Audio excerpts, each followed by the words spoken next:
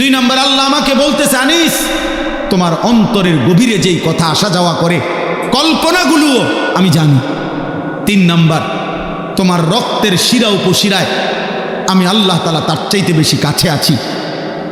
এবার চার নম্বরে আল্লাহ বলেন, ইজিয়াতালাক্কাল মুতালাক্কিয়ানে আনিল ইয়ামিনি ওয়া আনিশ শিমালি কাঈদ। আল্লাহ বলে, বান্দা 4 নম্বরে মনে রেখো 24 ঘন্টা তোমার ডানে এবং বামে আমার 2 জন ফেরেশতা আছে।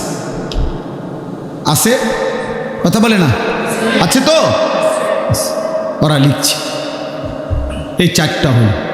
5 নাম্বার, মা ইয়ালফিজু মিন কাউলিন ইল্লা লাদাইহি রাকিবুন আতীদ।